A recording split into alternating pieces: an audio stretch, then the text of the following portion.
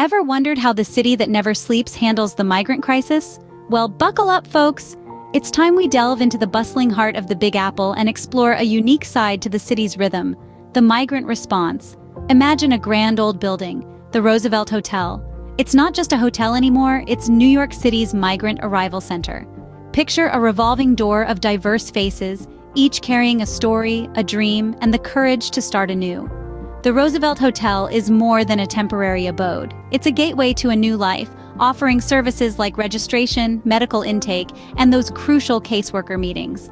Now let's talk numbers. Since last September, this city has opened its arms to around 120,000 migrants. That's roughly equivalent to the population of Ann Arbor, Michigan, all arriving in the city of skyscrapers in a matter of months. And the city doesn't just stop at providing a roof over their heads. It has helped file paperwork for about 44,000 asylum seekers, assisting them in their pursuit of safety and a better life. But oh boy, the hustle never stops. The city is currently caring for 64,000 migrants in shelter, with between 2,000 and 4,000 new faces arriving each week. It's like hosting a full Madison Square Garden concert every week. But instead of music, there's an orchestra of logistics, coordination, and humanity. So if you thought handling your morning commute was tough, imagine coordinating the arrival of thousands of migrants weekly. Talk about a New York minute. Now you might be wondering, how much is this costing us? Well, prepare to have your socks blown off. It's no secret that New York City's response to the migrant crisis has been met with some criticism, especially when it comes to the cost. But let's think about it, shall we? You see, the Big Apple, as we all know, is not a cheap city. It's a city of dreams, of opportunities, and yes, of high price tags. So when we're talking about caring for 64,000 migrants in shelter, with weekly arrivals ranging between 2,000 and 4,000, well, you can bet your last dollar it's not going to be petty cash. Now, Mayor Eric Adams has been at the forefront of this operation, defending the city's actions. He argues that the city has a moral and legal obligation under the right to shelter law. And let's not forget, this is not just about offering a roof over their heads. We're talking about services like registration, medical intake, and caseworker meetings. Yes, it's a costly endeavor, no one's denying that. But it's also a testament to the city's commitment to those who arrive at its doorstep, seeking a better life. It's about humanity, about compassion, about standing up for those who need it most. In the end, it all boils down to this. What kind of city do we want to be? A city that turns its back on those in need, or a city that extends a helping hand regardless of the cost? In a city where a cup of coffee can cost you an arm and a leg, it seems helping those in need is no cheap affair. But hey, at least it's not another Starbucks. But it's not all smooth sailing, folks. Let's take a look at a recent incident that rained on everyone's parade. Imagine this. You're in Brooklyn, the city that never sleeps, and suddenly, it's raining cats and dogs. Not the perfect weather for a stroll, certainly not ideal for moving. But for some of our new neighbors in town, they had no choice. They were evicted from a shelter smack in the middle of a severe rainstorm.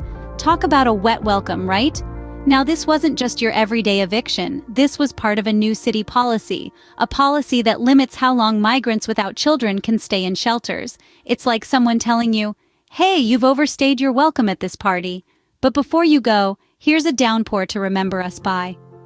You'd think that a state of emergency might warrant a pause, a respite from the eviction notices. But no. The evictions carried on. It was as if Mother Nature herself was in cahoots with the city officials, providing a literal storm to match the metaphorical one. But, of course, not everyone was on board with this.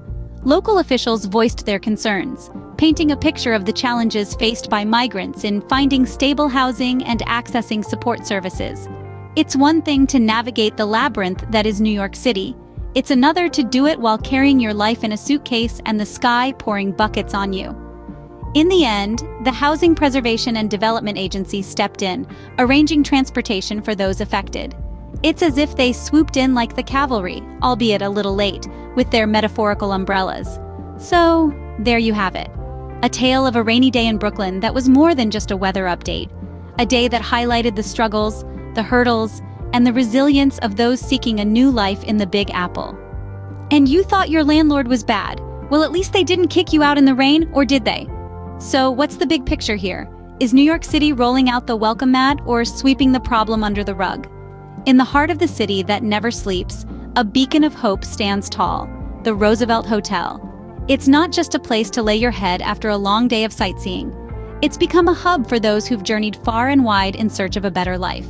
Since last fall, around 120,000 migrants have passed through its doors, welcomed with open arms and a range of essential services, from registration to medical intake and caseworker meetings. Yet, the city's response to the migrant crisis isn't without its critics.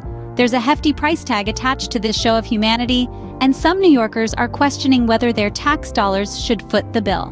But let's not forget, the city isn't just doling out freebies. It's fulfilling a moral and legal obligation under the right to shelter law. As we speak, New York City is providing shelter for 64,000 migrants, with between 2,000 and 4,000 new arrivals every week. The city isn't just providing a roof over their heads, it's also assisting with paperwork for around 44,000 asylum seekers and others. But this isn't a fairy tale. It's a complex, messy reality. Remember the migrants booted from a Brooklyn shelter in the middle of a rainstorm? That's a glaring reminder of the challenges faced by these newcomers. The city's policy of limiting shelter time for migrants without children led to a situation that had many shaking their heads in disbelief. The city's response to the crisis is a balancing act, juggling the needs of its citizens with those of the newcomers, all while battling budget constraints and policy limitations. It's as intricate and multifaceted as a New York City street map. So the next time you're stuck in traffic or waiting for that delayed subway, remember, New York City is not just dealing with your daily dramas, but also a migrant crisis. Makes your latte going cold seem trivial, doesn't it?